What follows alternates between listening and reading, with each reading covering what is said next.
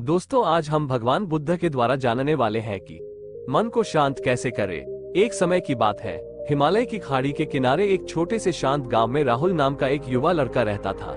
राहुल अपने क्रोधी स्वभाव और चंचल मन के कारण गांव भर में प्रसिद्ध था। उसका मन हर समय विचारों से भरा रहता था। सोचो कि उसके विचारों के तूफान ने उसके मन को एकदम बेचैन कर दिया था।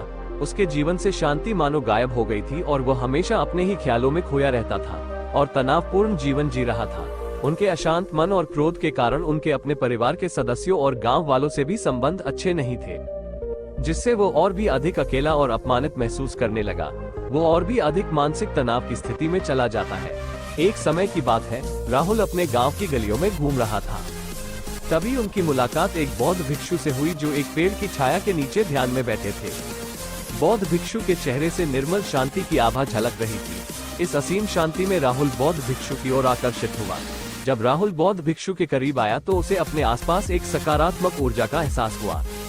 भरत को एहसास हुआ कि इस असीम शांति और सकारात्मक ऊर्जा का स्रोत कहीं न कहीं इस बौद्ध भिक्षु के भीतर ही है।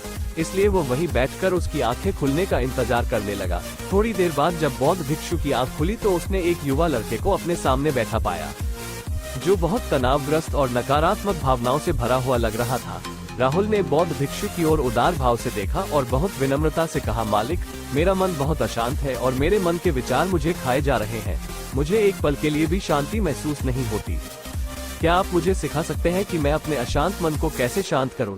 बौद्ध भिक्षु ने राहुल की पीड़ा को समझते हुए करुण दृष्टि से देखा और कहा, मेरे प्यारे बच्चे, मैं तुम्हें एक कहानी सुनाना चाहता हूँ। इस कहानी में मानसिक शांति और खुशी के रहस्य छिपे हैं। क्या आप कहानी सुनना चाहेंगे? राहुल ने हाँ में सिर हिलाया और पूरी एकाग्रता से कहानी सुनने को तैयार हो गया।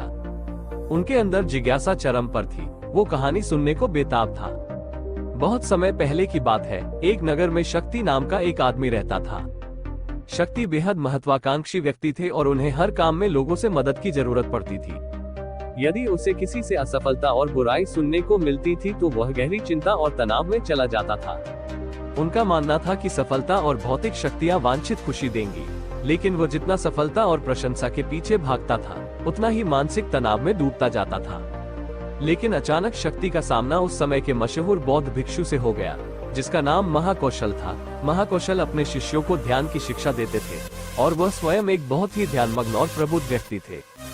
महाकौशल की अद्भुत एकाग्रता से प्रभावित शक्ति ने उनसे अपने भटकते मन को शांत करने का उपाय जानना चाहा। शक्ति ने कहा कि महंत, मैं हमेशा सफलता के पीछे भागता हूँ और लगातार अधिक हासिल करने की कोशिश करते हूँ, फिर भी मुझे कोई क्षणिक संतुष्टि या आत्मसंतुष्टि नहीं मिलती। इस निरंतर बेचैनी के बीच मैं शांति कैसे पा सकता हूँ? बौद्ध भिक्षु ने करुण दृष्टि से उसकी ओर देखा और उत्तर दिया, आपका मन एक अशांत नदी की तरह है जो हमेशा बहती रहती है। आप कभी भी शांत नहीं रह सकते। इसलिए इस अशांत मन को शांत करने के लिए आपको अपने विचारों को बिना किसी रुकावट के जाने देने की कला सीखनी होगी।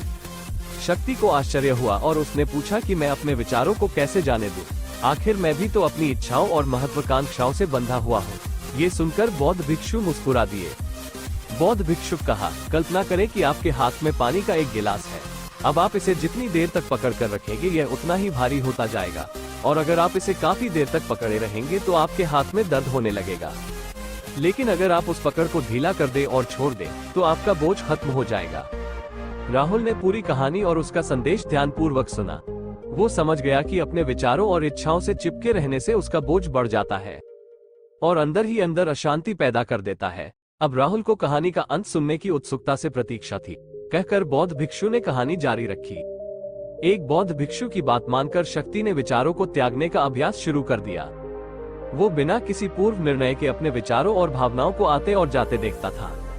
अब उसने विचारों को पकड़ना बंद कर दिया था। विचार उठते थे और अपने आप चले जाते थे। धीरे धीरे उसे यह एहसास होने लगा कि उसकी इच्छा और भावना ही सभी दुखों का कारण है। जैसे जैसे शक्ति ध्यान में गहरे उतरते गए, उन्होंने पाया कि वर्तमान में जीना ही आंतरिक शांति का एकमात्र स्रोत है। वो खुद को वर्तमान में स्थापित करके अपने मन की निरंतर बकवास से छुटकारा पा सकता था। धीरे धीरे शक्ति का मन एक शांत झील की तरह हो गया जो बाहरी दुनिया को अपने अंदर प्रतिबिंबित करती है। उन्होंने जीवन की सादगी में संतोष को अधिक महत्व दिया और भौतिक संपत्ति के प्रति अपना लगाव छोड़ दिया। जैसे ही शक्ति में ऐसे बदलाव की खबर लोगों के बीच फैली, दूर दूर से लोग मार्गदर्शन लेने आने लगे। लोगों को विचारों को मुक्त करने की कला सिखाना और उन्हें अपने भीतर शांति खोजने के लिए मार्गदर्शन करना, वो लोगों के बीच शांति और ज्ञान का प्रतीक बन गया। शक्ति और साधु की कहानी समाप्त कर महाकौशल बौद्ध भिक्षु कुछ देर के लिए चुप हो गए ताकि इस कहानी का अर्थ राहुल के मन में अच्छी तरह बैठ जाए। राहुल ने बौद्ध भिक्षु की ओर देखा तो उनकी आंखों में अब एक नई समझ दिखाई दे रही थी। राहुल ने धीरे से कहा कि मुझे इस कहानी में ज्ञान दिखता है, लेकिन मैं इसे अपने जीवन में कैसे लागू करूं? मैं अपने अशांत मन को कैसे शांत कर सकता हूं? राहुल के इस सवाल पर बौद्ध भिक्षु गर्मजोशी से मुस्कुराते हैं और फिर कहा कि अशांत मन को शांत करने का अभ्यास आत्म जागरूकता से शुरू होता है। अपने भीतर उठने वाले विचारों का निरीक्षण करने के लिए प्रतिदिन कुछ समय निकालें।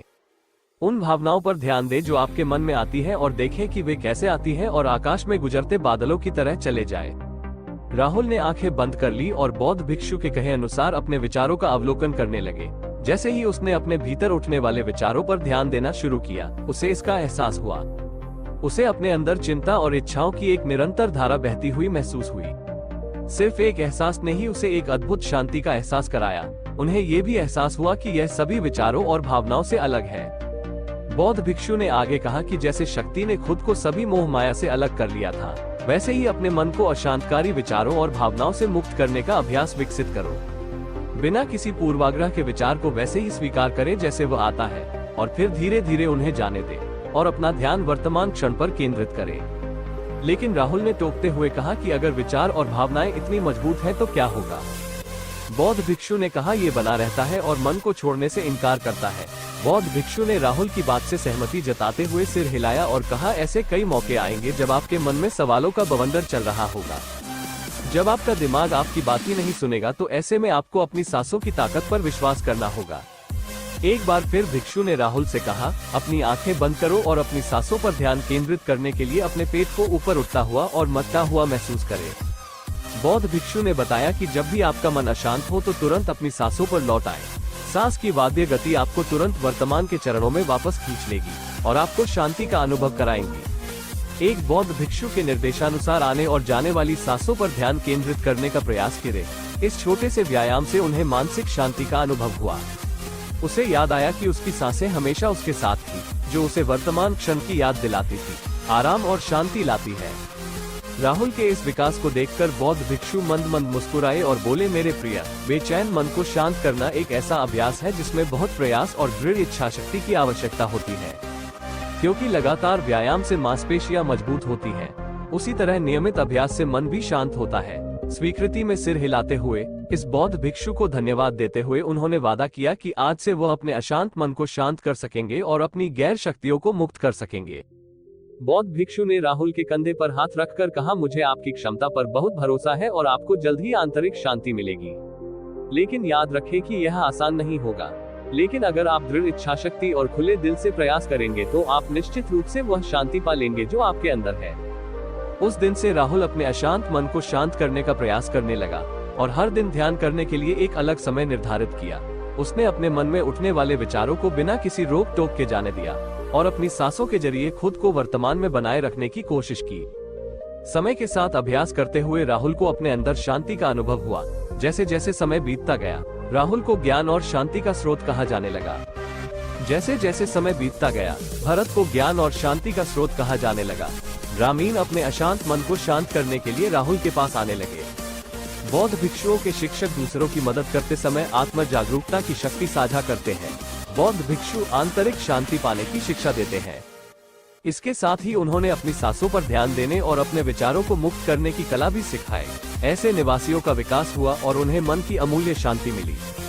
बौद्ध भिक्षु की शिक्षाओं और राहुल द्वारा संचालित अभ्यास के माध्यम से विचारों को त्यागने और वर्तमान में जीने की कला दूर दूर तक फैल गई। उन्होंने कई लोगों की जिंदगी बदल दी और जैसे जैसे समय बीतता गया, उनकी जिंदगी और भी बदलती गई। राहुल का शांत प्रभाव उसके गांव की सीमाओं से परे तक फैला हुआ था। आसपास के गांवों और शहरों से लोग राहुल के परिवर्तन की कहानी सुनते थे, उनसे सलाह लेने आते हैं। मन के बोझ तले दबे लोगों के लिए राहुल आशा की किरण बन गया। राहुल की शिक्षाएं केवल ध्यान और प्रवचन तक ही सीमित नहीं थी, बल्कि वह रोजमर्रा के काम जागरूकता के साथ करने पर ज्यादा जोर देते थे। वह लोगों को अपनी भावनाओं के प्रति जागरूक रहने की याद दिलाते थे। निष्कर्ष इस बात पर ध्यान दें कि आप दिन भर में क्या करते हैं और अपने आसपास होने वाली घटनाओं पर आप कैसे प्रतिक्रिया करते हैं। हर काम पूरी जागरूकता के साथ करें। जब आप खाएं तो प्रत्येक टुकड़े के स्वाद का आनंद लें। जब आप सूरज की रोशनी के सामने खड़े होते हैं तो उसकी गर्मी महसूस करें। लोग क्या कहते हैं उसे ध्यान से सुने और समझें। छोटे छोटे बदलावों से लोगों के जीवन में चमत्कारिक परिवर्तन आते हैं। राहुल की शिक्षाओं से लोगों ने सीखा कि जीवन का आनंद वर्तमान में जीने में है। दोस्तों, ये कहानी का अंत है। मुझे आशा है कि आपने इस वीडियो से बहुत कुछ सीखा होगा। अगर आपको वीडियो अच्छा लगा हमारे YouTube चैनल रियल ज्ञान विपिन को सब्सक्राइब कर दीजिए और दोस्तों के पास शेयर करना ना भूले। जय हिंद, जय भारत।